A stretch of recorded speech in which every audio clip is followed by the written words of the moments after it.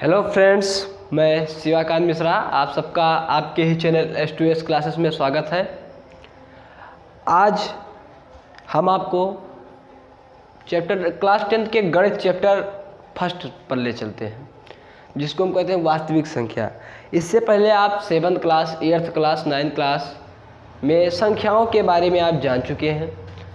भाज्य संख्या क्या होती है, अभाज्य संख्या क्या होती है, पूर्णांक, धनात्मक पूर्णांक, ऋणात्मक पूर्णांक, शून्येतर पूर्णांक, यहाँ तक कि आप 9th में संख्या पद्धति सबसे पहला चैप्टर मैथ का है। गणित में 9 बाद में हम आगे वो भी पढ़ाएंगे, लेकिन आप इस सब सिस्टम को आप पढ़ चुके हैं, शुरू से पढ़ते हुए आए हैं। इसी के टॉपिक पर हम आज अध्याय को रखते हैं वास्तविक संख्याएँ। वास्तविक संख्याएँ बहुत से, जब कोई पूछता है कि आप किस क्लास में हैं, तो हम ये कहते हैं कि क्लास 10।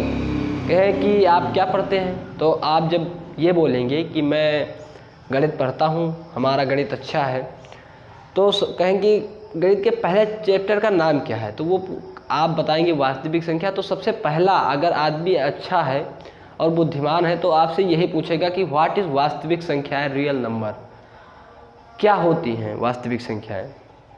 तो हम आपको बता दें कि जितनी भी संख्याएं, भाज्य संख्याएं, अभाज्य संख्याएं, पूर्णांक, धनात्मक पूर्णांक, ऋणात्मक पूर्णांक, सम संख्या, विषम संख्या, जितनी होती हैं वो सब वास्तविक संख्या होती हैं। परिमेय, अपरिमेय, खासकर इस चैप्टर में हम परिमेय संख्या, अपरिमेय संख्या है लेकिन क्यों है इसको हम सिद्ध करने के बारे में ज़्यादा फोकस देंगे। तो वास्तविक संख्या, अपरिमेय संख्या, परिमेय संख्या, जहाँ अनेक सारी संख्याएं हम वास्तविक संख्या में आती हैं। तो वास्तविक संख्या, अब आप वास्तविक संख्याएं और संख्याएं दो प्रकार की होती हैं, एक वास्तविक संख्या, एक काल्पनिक संख्या। हालांकि हमारे चैप्टर में मात्र वास्तविक संख्याएं के बारे में ही बताई जाएंगी। अगर आप अलग अलग प्रकाशन की बुक लगाते हैं तो कहीं कहीं सवाल आ जाते हैं, इससे आ जाती है काल्पनिक संख्या। एक होती है काल्पनिक संख्या। काल्पनिक संख्या आपको आगे चलकर अगले बड़े बड़े क्लासेस में पढ़ने को मिलेंगे। यहाँ तक कि हम क्लास 10 की ही बात करें तो वो वहाँ पर सिर्फ वास्तविक संख्या ही है। तो वास्तविक संख्या हमने आपको बताया, अपरिमेय संख्या, परिमेय संख्या, जितनी भी सारी संख्याएं हैं वो सारी वास्तविक संख्याएं या रियल नंबर्स हैं। अब हम बताएं आपको कि क्लास 10th में सबसे पहला टॉपिक NCERT में आपको मिलेंगे। क्लास 10 के सबसे पहला चैप्टर वास्तविक संख्या में यूक्लिड विभाजन प्रमेय का। यूक्लिड विभाजन प्रमेय का की बात करें तो एक यूनानी गणितज्ञ थे यूक्लिड ने अपने 7वीं किताब में इसके बारे में बताया था। तो इसके बारे में क्या है, यूक्लिड विभाजन प्रमेय, दो धनात्मक पूर्णांक a और b, दो धनात्मक पूर्णांक a और b रहने पर ऐसी अद्वितीय पूर्ण संख्या q और r विद्यमान है जिसे यूक्लिड विभाजन प्रमेयिका कहते हैं। जैसे कि हम दो संख्याओं, यूक्लिड विभाजन संख्या दो संख्याओं पर, दो धनात्मक पूर्णांकों पर लागू होती है। जैसे कि हम यहाँ पर एक संख्या ले लें 25 और एक संख्या ले लें 5, तो यूक्लिड विभाजन प्रमेयिका यह कहता है कि भाज्य बराबर भाजक गुणे भागफल प्लस शेषफल, भाज्य बराबर भाजक गुणे भागफल प्लस शेषफल। यहाँ पर यह सूत्र भी है, ये बराबर BQ प्लस R। तो इसका मतलब है भाज्य बराबर भाजक गुणे भागफल प्लस शेषफल। तो हम आप कहते हैं कि जो हमारा शेषफल होता है वो 0 के बराबर भी हो सकता है और 0 से परंतु जो यहाँ पर भाज्य बराबर भाजक, लेकिन भाजक से जो शेषफल होगा वो कम ही होगा। ये है 0 is greater than R greater than B। तो इसको हम कहते हैं भाज्य बराबर भाजक गुणे भागफल प्लस शेषफल या रिमाइंडर शेषफल। यहाँ बात हुई हमारी यूक्लिड विभाजन। तो ये है सूत्र हमारा और इससे हम HCF ज्ञात करते हैं। आपको हम बता दें कि इससे LCM ज्ञात होता है नहीं, है मात्र इससे HCF ज्ञात होता है। आगे चलकर ये थोड़ा टफ हो जाता है, लेकिन यहाँ पर बहुत अच्छे से बताया गया है कि जैसे कि हमने एक संख्या ली 25 और एक संख्या ली 5, अब हम ये दोनों में हमारा 25 बड़ा है, तो हम 25 को 5 से भाग करेंगे, तो हमारा ये जब 5 पचहम 25 और जब पचहम 25 तो यहाँ पर एक कट गया, तो हमारा ये हो जाता है भाज्य, ये हो गया भाजक, ये हो गया शेषफल, ये हो गया भागफल। तो ये हम इस प्रकार से लिखते हैं। तो ये हो गया हमारा, ये हमारा होगा ये हमारा हो गया ये हमारा हो गया बी, ये हो गया हमारा क्यू और ये होगा हमारा आर। तो इस प्रकार हम इसको लिखते हैं 25 बराबर 5 गुणे 5 प्लस 0, मतलब 25 का HCF हम अगर करेंगे तो 5 आएगा।